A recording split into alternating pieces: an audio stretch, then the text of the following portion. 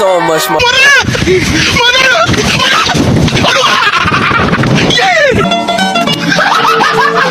Are you ready, kids? Aye, aye, Captain! I can't hear you. Aye, aye, Captain! Oh!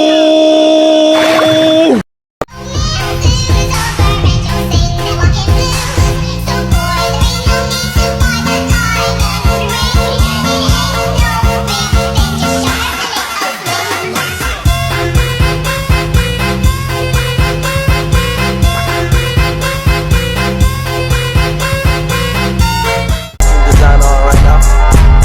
Break it down, bring it back, make it clap. I got three old thoughts, new guap, where that thing, bitches on my line, and you know. Assalamualaikum warahmatullahi wabarakatuh. Halo semuanya, saya Lukmanul Hakim dari kelas S2B. Di sini saya akan memaparkan materi logika dalam filsafat.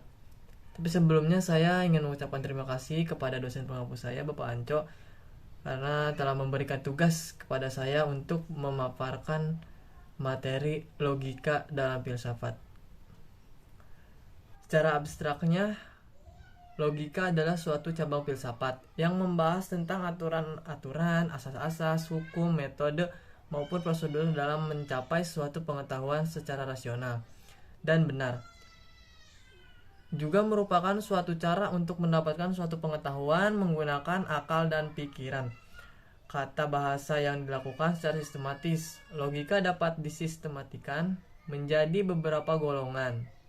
Sejarah logika. Nama logika untuk pertama kali muncul pada abad ke-1 sebelum Masehi.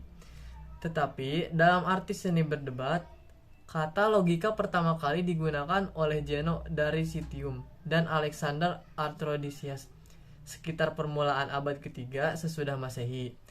Kaum sofis, Socrates, dan Plato dicatat sebagai perintis lahirnya logika.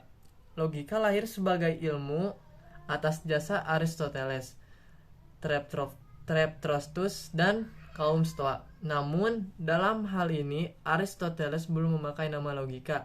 Ia memakai istilah analitika dan dialektika.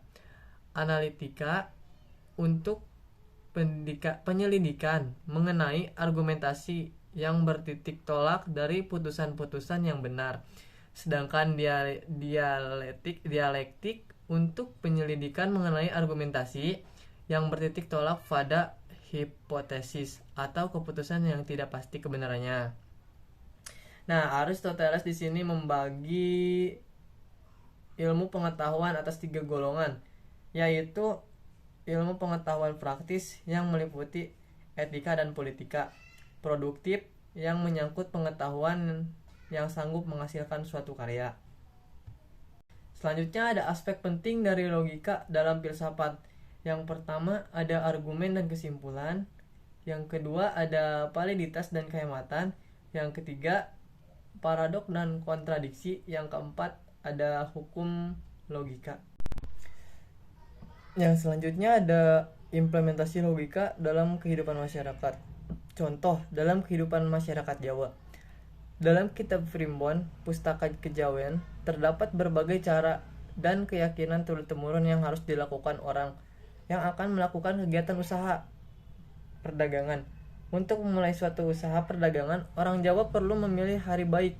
Diyakini bahwa berawal dari hari baik perjalanan usaha pun akan membuahkan hasil yang maksimal, terhindar dari kegagalan. Nah, sekarang ada ruang lingkup logika. Ruang lingkup logika itu meliputi lapangan penyelidikan logika adalah manusia itu sendiri, karena hanya manusia ialah yang mampu melakukan aktivitas berpikir. Manusia tersebut hanya dipelajari menurut aspek tertentu, yaitu budi atau berpikirnya, terutama berkaitan dengan aturan berpikir. Aspek berpikir dari manusia itulah yang kemudian disebut dengan istilah objek material logika. Yang selanjutnya ada kegunaan logika. Kegunaan logika yaitu berguna untuk ilmu mantik yang bertujuan untuk membimbing manusia ke arah berpikir yang benar, logis, sistematis, dan mempunyai manfaat yang banyak. Contohnya membuat daya pikir menjadi lebih tajam, berkembang melalui latihan-latihan berpikir. Selanjutnya membuat manusia berpikir tepat sehingga mampu meletakkan suatu pada tempatnya dan mengerjakan suatu tepat pada waktunya, atau lebih berpikir efektif dan efisien. Contoh yang ketiga yaitu membuat seseorang mampu membedakan alur pikir yang benar dan alur pikir yang keliru, sehingga dapat menghasilkan kesimpulan yang benar dan terhindar dari menarik kesimpulan yang keliru. Kesimpulannya, logika dalam filsafat ilmu juga berperan dalam evaluasi metode-metode ilmiah, seperti metode pengamatan, eksperimen, permodelan untuk memastikan keadaan dan objektivitas.